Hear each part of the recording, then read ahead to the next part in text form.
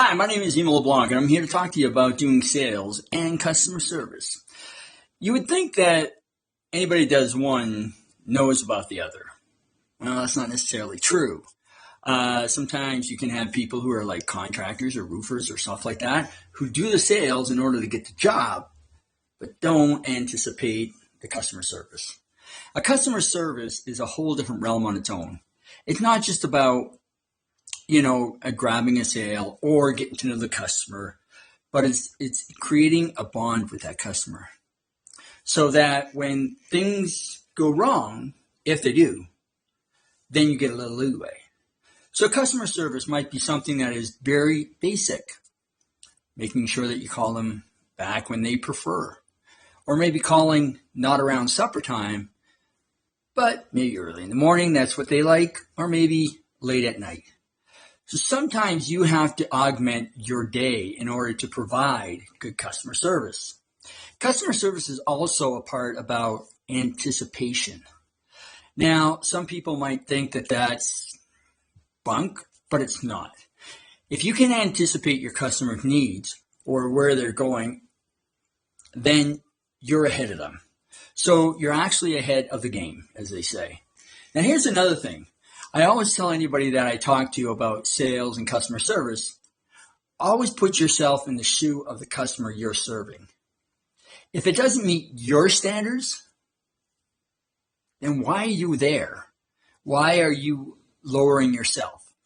So I've had people come in when I was doing sales at a furniture store. I'm going to not name it. But when they would come in, automatically they would think, I'm not buying the warranty or anything like that. But yet they always left with the warranty because I made sure and gave them the confidence that I said, hey, look, you can read it all over. If it's not what you want, we can refund it, or we'll even give you a few days to even look it over and get back to me. I'll give you a call. You know what I'm saying? So anticipation. If they have kids, if they have dogs, if they have anything like that, they were going to need that warranty. Now, here's another thing. When I sold cell phones, I sold a lot of things. I sold cell phones. I sold vehicles. I've sold real estate. But here's another thing.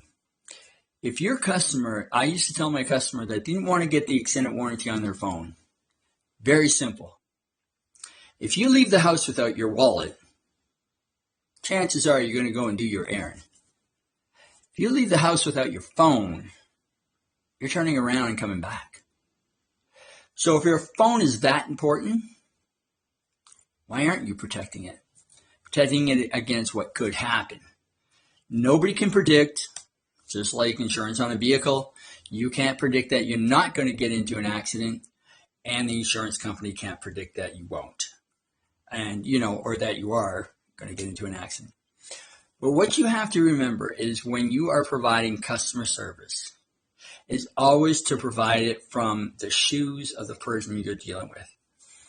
And what I mean by that is, like I told a lot of salespeople, never sell from your wallet. So you might have a customer that comes in and has a flannel shirt on, a ripped pair of jeans, and so on and so forth. And then, they end up not buying from you because you were lowballing them because they thought for a moment, you were thinking for a moment that they couldn't afford what you had to sell. And so you probably acted rude to them or treat them of a lesser of a customer. I've seen people come in like I described, with flannel shirt, the baseball cap on, dirty shoes, and so on. Come in, and some people would say they couldn't even afford the shoes they're walking in, and I'd sell them $100,000 worth of stuff. You never can tell who has what and where. That's just something. So always remember, as far as customer service is concerned, always remember to sell from the shoes of the person you're dealing with.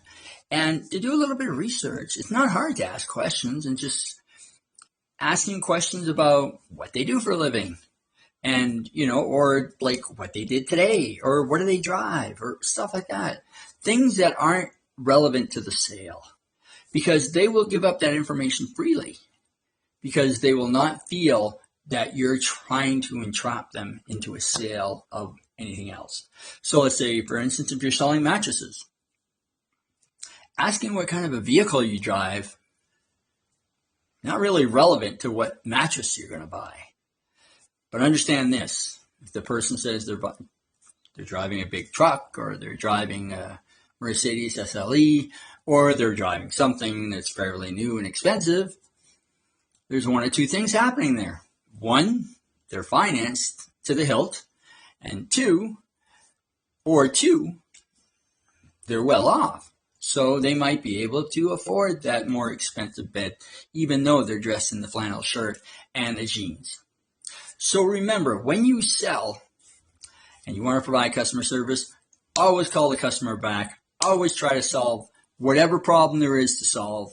And remember that if it was you on the other end of that phone line, you would want someone that was going to bat for you. And you would want someone who was genuinely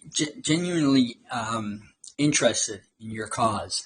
And you got to realize that when you help out a person and you solve their problem and you take care of it, you're the professional in that realm.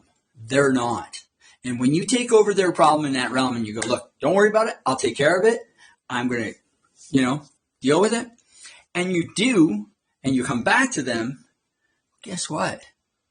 They're going to recommend you. You don't even have to get business cards, because they're going to recommend you to everybody in their neighborhood, in their whole social system. Okay? So that's what you have to look at. And that will make you the most money.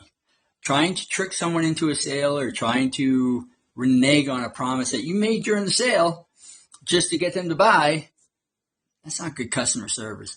And believe me, nowadays, if you provide good, honest to God customer service, you're going to be a rarity. You're going to be a unique person, because I can tell you, customer service out there in the real world today is non-existent and sucks.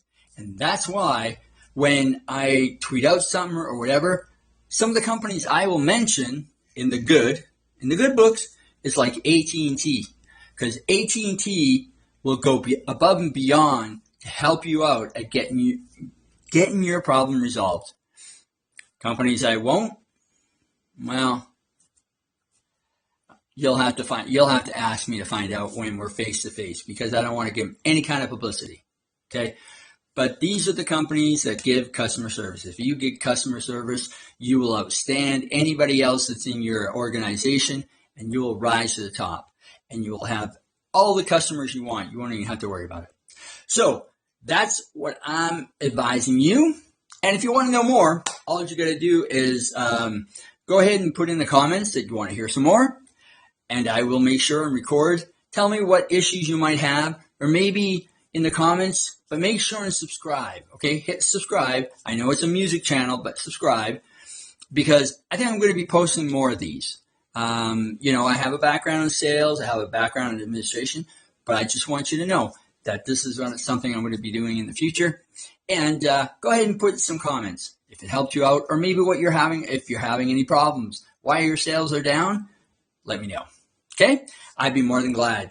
If you want to check out my music now on the other side, what you can do is go to www.emoleblanc.com. And you can listen to my music for free. You can find me on Spotify. You can find me on iTunes Music, or on YouTube Music. So go and do that. But right now, subscribe. There'll be more for you, okay? And remember, when you sell, or when you're providing customer service, always make sure you provide that service from the shoes of the person you're talking to. My name is Emo LeBlanc. Thank you for watching this video. I appreciate it.